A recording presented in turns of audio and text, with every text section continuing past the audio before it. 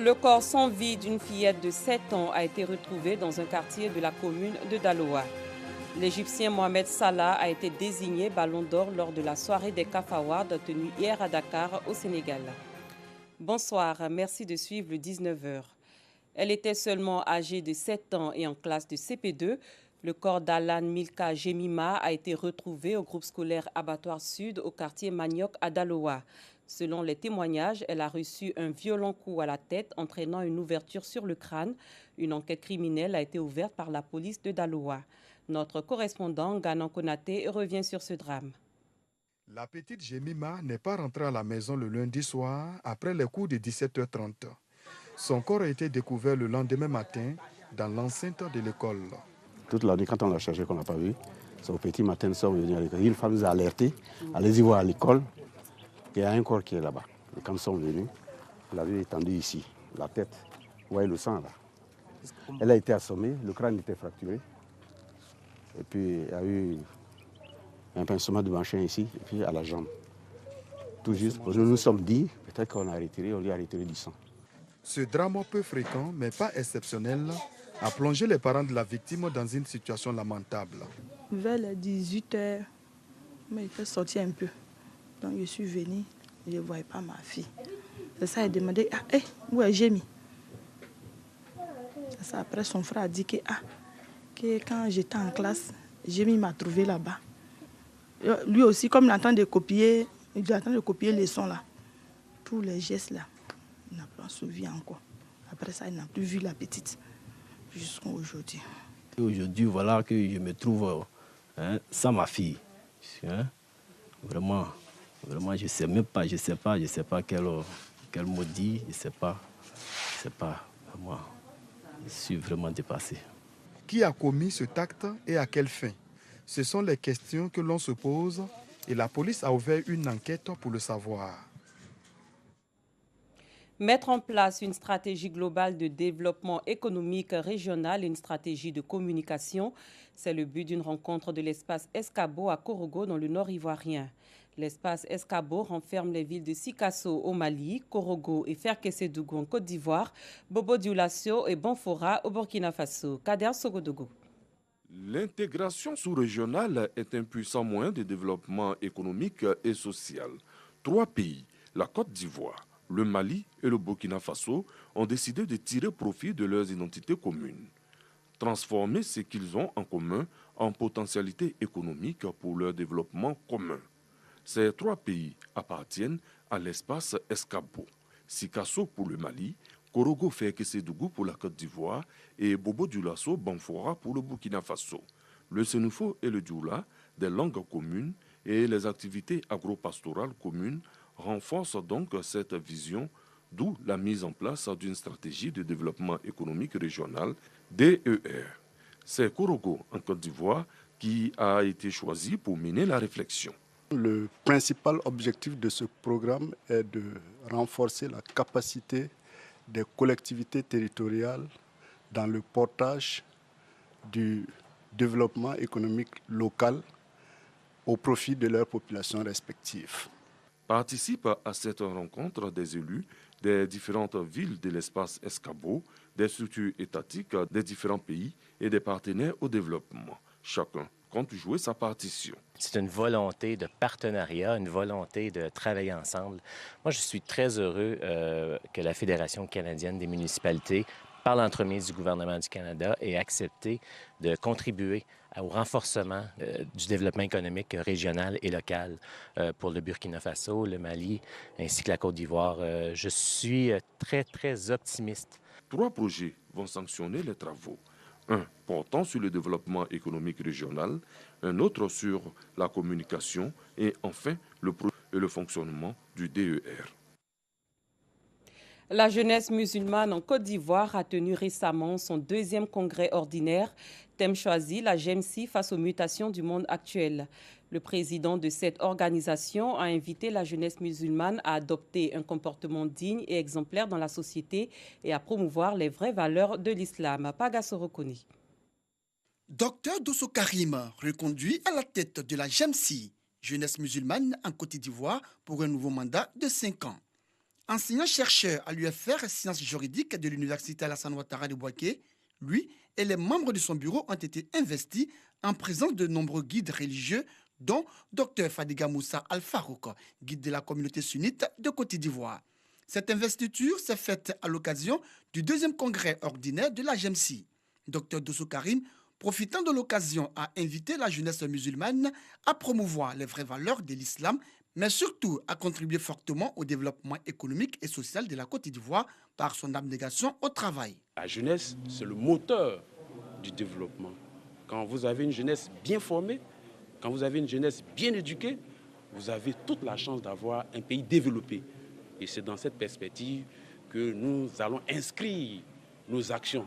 Le train de l'émergence a démarré et la GEMSI a embarqué dans le train de l'émergence pour accompagner nos autorités, en tout cas dans la mesure de ses possibilités, et conformément à son règlement intérieur, à participer donc au développement de notre pays en étant vraiment conforme à ses principes. La GEMSI face aux mutations du monde actuel. Ce thème a été développé au cours de ce congrès par l'imam Koné Zakaria. Pour le conférencier, l'islam est et demeure une religion de paix et d'amour. Nous avons le devoir de soigner l'image de notre religion. Nous ne devons pas accepter qu'on criminalise notre foi, notre religion. Le mal, tout ce qui est mal, l'islam interdit tout ce qui est mal. L'islam ordonne tout ce qui est bien. Et donc le terrorisme, c'est le mal.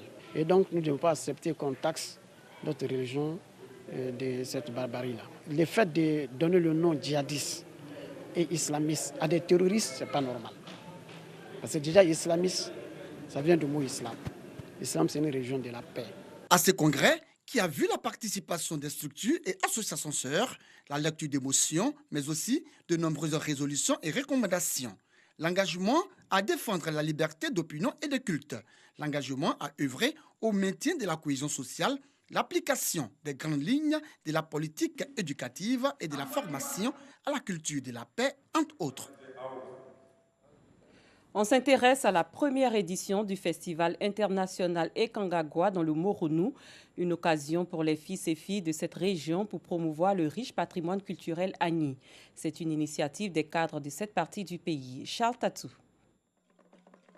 Annonciatrice de joie ou de tristesse, la danse est également un facteur d'unité et de rapprochement des peuples.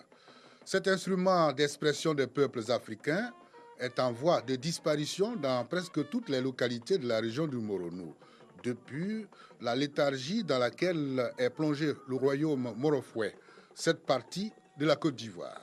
Conscients de cette réalité, les cadres de la région s'emploient à faire renaître toutes les danses traditionnelles, valeurs de la civilisation du peuple Morofoué. Cela à travers un festival qui est à sa première édition. Le développement aussi peut se faire par la culture, parce qu'à travers la culture, il y a plusieurs personnes, plusieurs festivaliers qui d'ailleurs, de tous les pays, ceux-là viennent que à Bongoanouf.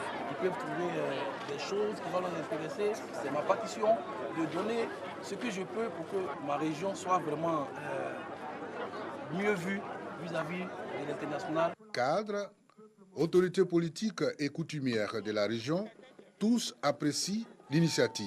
C'est une bonne idée. Mais quand au moins comme moi, on monte, qu'on s'être ensemble. La deuxième chose, c'est toujours dans le cadre de cette cohésion de tous les fils et les filles de ce département et de cette région. On apprend à travailler ensemble. Anciennement partie intégrante de la région du Nzi, le Moronou est devenu région administrative depuis 2012. La région compte 3 départements, Bongouanou, Ara et Mbato. À l'étranger, à l'appel d'un regroupement de 11 syndicats, les enseignants maliens des cours publics du secondaire ou primaire et dans l'enseignement préscolaire ont déclenché depuis lundi un mot d'ordre de grève qui doit se terminer vendredi. Un mot d'ordre largement suivi sur le territoire national. Les enseignants demandent une amélioration de leurs conditions de vie et de travail. En RDC, la CENI a annoncé via les réseaux sociaux qu'elle avait entamé une plénière, une réunion à l'issue de laquelle les résultats provisoires pourront être annoncés. Le retour au calme se confirme au Gabon et l'activité reprend petit à petit au lendemain de la tentative de coup d'État par des membres de la garde républicaine. Ce pays baigne dans un flou institutionnel depuis que le président Ali Bongo est en convalescence au Maroc. Les Gabonais se prononcent sur cette situation. On en sait plus avec Parga Sorokoni. Les Gabonais réagissent du coup d'État manqué. Un commando militaire avait appelé sans succès depuis Radio Gabon au soulèvement. J'ai l'impression que nous sommes en prison, nous sommes embrigadés dans notre propre pays, nous n'avons pas de mots à dire. Nous ne sommes pas libres, nous sommes en prison. Et ce qu'on a vu, ce sont des choses vraiment que beaucoup de gens pensent, mais parce qu'ils n'ont pas de moyens de le faire.